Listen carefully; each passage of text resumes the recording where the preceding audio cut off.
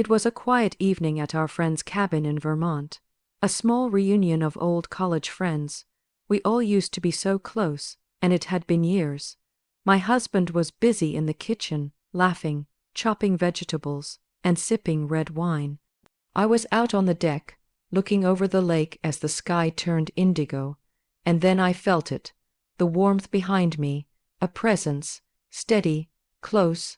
I didn't turn around right away because I already knew who it was.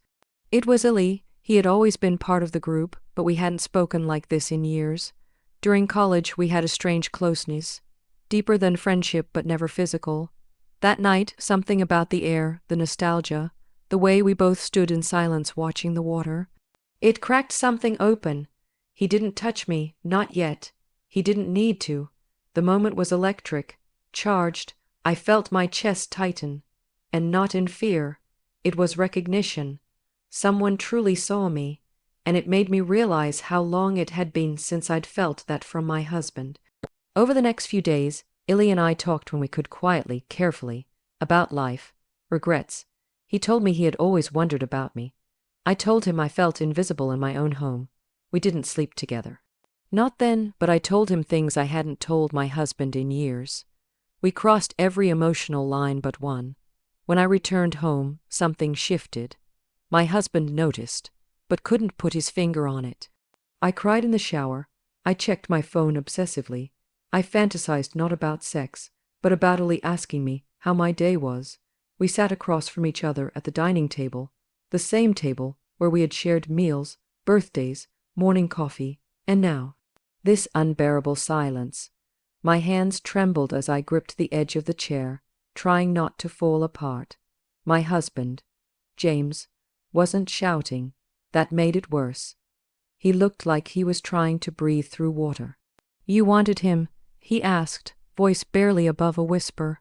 "I didn't plan to," I said, "but yes, I wanted the way he saw me, the way he listened." James's face tightened, his jaw clenched so hard it looked painful. "And I don't." I shook my head, tears welling.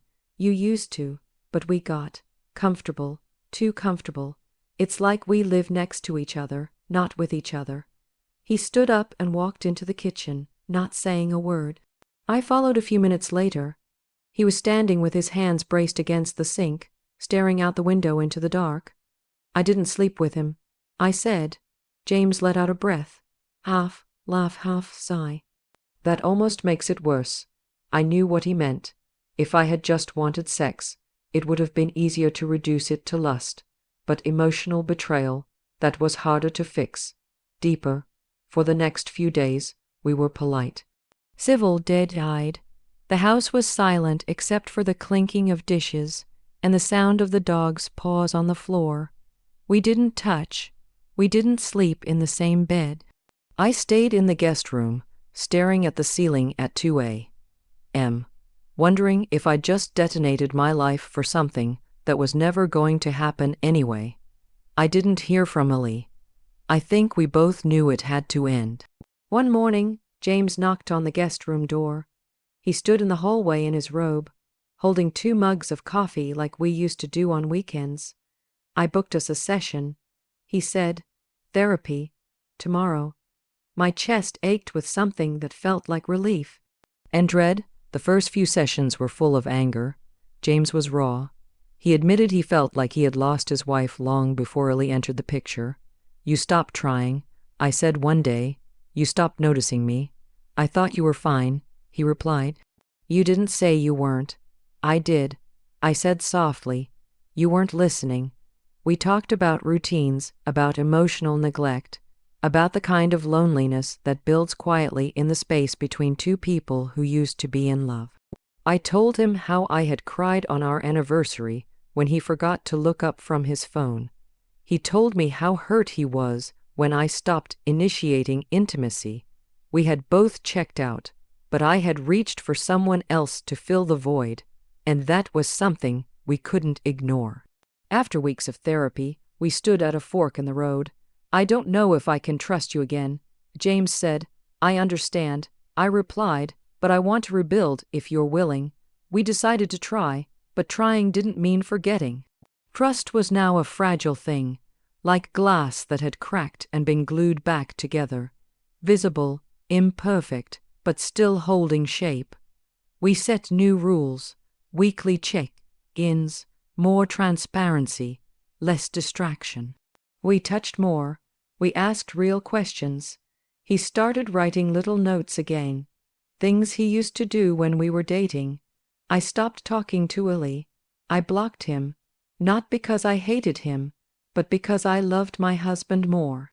Still, some nights, I would feel that old ache, the one that reminded me how easily we had drifted apart, how close I came to losing everything. It's been 10 months. We're not the same couple we were before the cabin. We're more cautious, more aware, maybe a little bruised. But we're awake now. We hold hands on walks. We actually look at each other when we speak. We don't always get it right, but we try. Sometimes, James will look at me when I'm quiet and say, "Are we okay?" And I'll say, "We're getting there." Because healing isn't a destination, it's a decision, every day to stay, to rebuild, to believe that love isn't about being perfect. It's about choosing each other, even after the fall.